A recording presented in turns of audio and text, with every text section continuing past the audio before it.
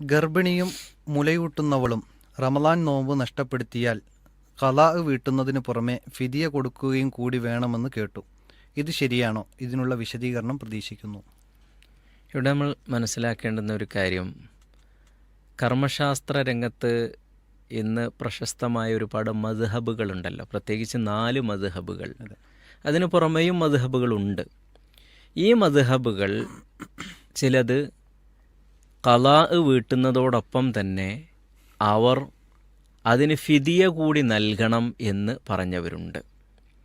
ഇപ്പോൾ റസൂലുള്ളാഹി സ്വല്ലല്ലാഹു അലൈഹി വസല്ലമയുടെ ഹദീസുകൾ നോക്കുന്ന സമയത്ത് നമുക്ക് അങ്ങനെ ഒരു ഫിദിയയെ സംബന്ധിച്ച് പറയുന്നില്ല.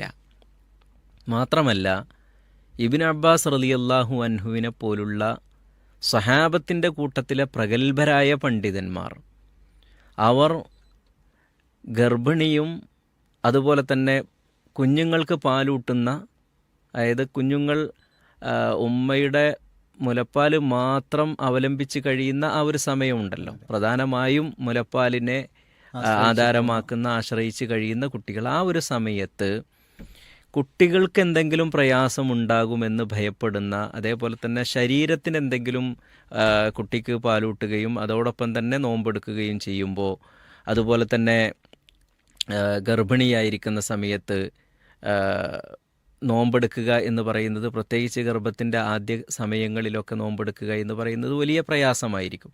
ആ സമയത്ത് അവരെ സംബന്ധിച്ചിടത്തോളം നോമ്പ് എടുക്കേണ്ടതില്ല, ഫിദിയ മാത്രം നൽകിയാൽ മതി എന്ന് ഇബ്നു അബ്ബാസ് റളിയല്ലാഹു അൻഹുവിനെ പോലുള്ള പണ്ഡിതന്മാർ പറഞ്ഞിട്ടുണ്ട്.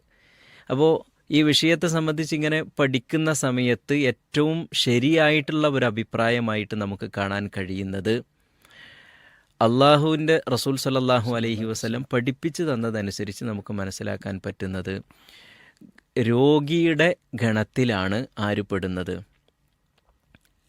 മുലയൂട്ടുന്ന സ്ത്രീയാകട്ടെ, അതുപോലെ തന്നെ ഗർഭിണിയാകട്ടെ. കാരണം അവർക്ക് സാധ്യമല്ലല്ലോ, ശാരീരികമായിട്ടുള്ള അവരുടെ ബുദ്ധിമുട്ടാണല്ലോ കാരണം. അപ്പോൾ രോഗികളോടാണ് ഇവർക്ക് സാദൃശ്യമുള്ളത്. ഈ രോഗികളെ സംബന്ധിച്ചിടത്തോളം ഇസ്ലാമിൻ്റെ വിധി എന്താണ്? അതേ വിധി തന്നെയായിരിക്കും ഇവർക്കും ഉണ്ടാവുക. രോഗികൾ ചെയ്യേണ്ടുന്നത്, രോഗം മാറുന്ന ഒരു സമയത്ത് അത് നോറ്റു വീട്ടുക എന്നതാണ്. നേരത്തെ നമ്മൾ പറഞ്ഞല്ലോ, രോഗം മാറുന്ന സമയത്ത് അവർ അത് നോറ്റു വീട്ടുക.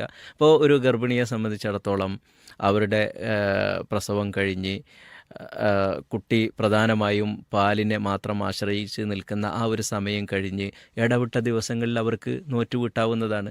അതേപോലെ തന്നെ കുഞ്ഞുങ്ങൾക്ക് പാലൂട്ടുന്ന ഉമ്മമാരാണ് എങ്കിൽ കുട്ടികൾ മറ്റു ഭക്ഷണം കൂടി കഴിക്കാൻ തുടങ്ങുന്ന ഒരു സമയത്ത് അവർക്ക് നോറ്റുവീട്ടാവുന്നതാണ്.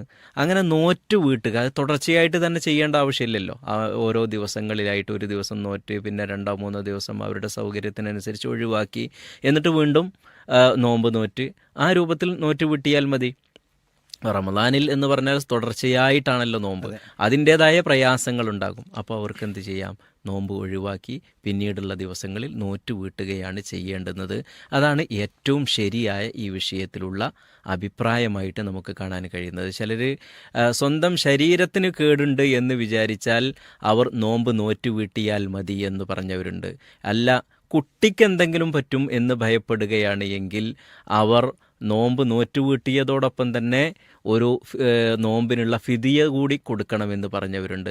എങ്ങനെ നോക്കുമ്പോഴും ഫിദിയ കൊടുക്കുന്നതുമായി ബന്ധപ്പെട്ട് ഒരു പ്രമാണം നമുക്ക് കാണാൻ കഴിയുന്നില്ല. പ്രമാണത്തിലുള്ളതാണല്ലോ ദീന്, ശരീഅത്ത് അല്ലെങ്കിൽ ഇബാദത്ത് എന്നൊക്കെ പറയുന്നത്. അതിൻ്റെ അടിസ്ഥാനം ശറഇൻ്റെ നിയമങ്ങളിൽ കാണുന്ന അല്ലെങ്കിൽ പ്രമാണങ്ങളിൽ കാണുന്നതാണ് നമ്മൾ സ്വീകരിക്കേണ്ടത്. അവിടെ ഇവർ നോറ്റുവീട്ടുക എന്നല്ലാതെ അവർ ഫിദിയ കൊടുക്കുക എന്ന ഒരു അധിക ബാധ്യത കൂടി ഇസ്ലാം വെച്ചിട്ടില്ല. അതിന് പ്രമാണങ്ങൾ തെളിവില്ല എന്ന് നമ്മൾ മനസ്സിലാക്കുക. അതുകൊണ്ട് നോറ്റുവീട്ടിയാൽ മാത്രം മതിയാകുന്നതാണ്. വല്ലാഹു അലം. ഈ ഒരു ഉത്തരം പറഞ്ഞപ്പോൾ അതുമായി ബന്ധപ്പെട്ടൊരു സംശയം ഉണ്ടായത്, ഇപ്പോൾ ഒരു ഗർഭിണിയെ സംബന്ധിച്ചിടത്തോളം 9 മാസം ചുമക്കണം, അതിനുശേഷം പാലൂട്ടി ഒരു 6 മാസമെങ്കിലും ആ കുട്ടി മറ്റു ഭക്ഷണം കഴിക്കാനുള്ളൊരു കാലതാമസം എടുക്കും.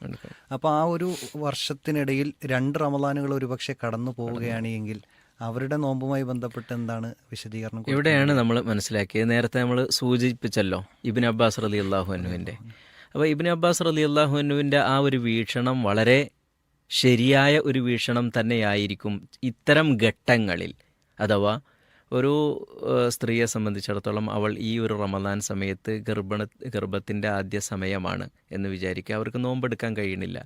അടുത്ത ഒരു റമദാൻ വരുമ്പോൾ സ്വാഭാവികമായും അവളുടെ കുട്ടി പാല് കുടിക്കുന്ന അല്ലെങ്കിൽ പാലിനെ മാത്രം അവലംബിച്ച് നിൽക്കുന്ന ഒരു സമയമായിരിക്കും. വീണ്ടും അവർ അടുത്ത ഒരു റമദാൻ ആകുമ്പോഴേക്ക് ഗർഭിണിയായി കഴിഞ്ഞാൽ ഇതേ അവസ്ഥ തുടരും.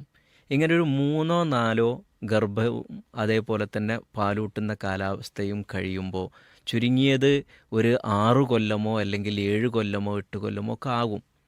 ഈ 8 കൊല്ലത്തെ നോമ്പ് ഒരുമിച്ച് നോറ്റ് വീട്ടണം അല്ലെങ്കിൽ പിന്നീടുള്ള സമയത്ത് നോറ്റ് വീട്ടണം എന്ന് പറയുന്നത് വലിയൊരു പ്രയാസം തന്നെയാണ് സ്ത്രീകളെ സംബന്ധിച്ചിടത്തോളം.